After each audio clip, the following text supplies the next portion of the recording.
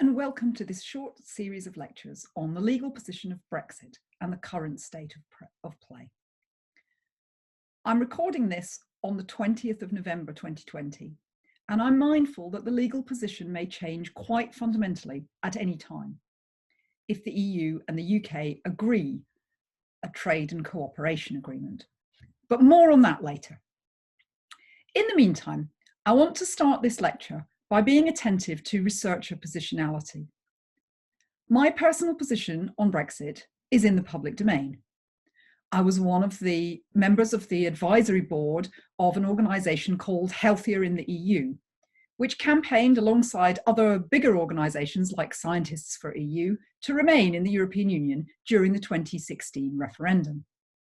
You can read more about my story at my personal blog on WordPress.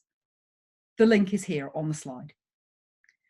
In October 2017, the MP Chris Heaton-Harris, who's a member of the powerful European research group of conservative Eurosceptic MPs, wrote to every vice-chancellor in the United Kingdom asking for, quotes, the names of professors who are involved in the teaching of European affairs with particular reference to Brexit, end quotes, and for a copy of the syllabus and links to the relevant online lectures.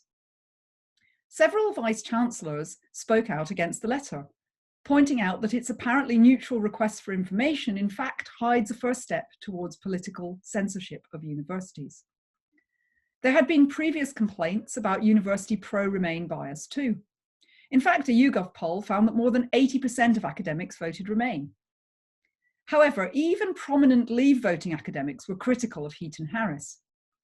The University of Sheffield asked heads of department to provide replies to the Heaton-Harris letter, and I drafted our reply for our then head of department.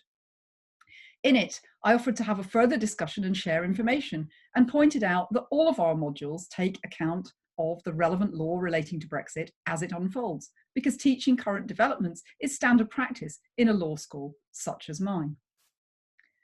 My personal views are just that, personal, and they're not directly relevant to your learning and certainly not to your assessments. For what it's worth, I've been critical of the European Union for all of my professional life. But here, my job is to help you to understand the European Union and its law, and the unfolding legal relationship between the European Union and the United Kingdom. I am also here to stimulate debate and to make sure that all views are heard in a spirit of mutual respect.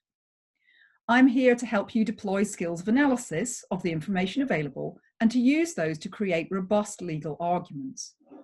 I'm very happy to discuss any of this lecture series with anyone on that basis, either here on YouTube or on Twitter, where I'm at Tamara Harvey. The other thing to say by way of introduction is to acknowledge the support of the United Kingdom's Economic and Social Research Council, which has been supporting my Brexit work for the last few years, first as a co-investigator on Professor Jean McHale's Brexit Priority Grant, and now on the Governance After Brexit Grant, on which I'm principal investigator, with Dr. Mark Fleer, Dr. Matt Wood, and Dr. Ivanka Antova as co-investigators, along with several student interns who've worked with us on this project. You can find more information about the project at Brexit Health Law on Twitter.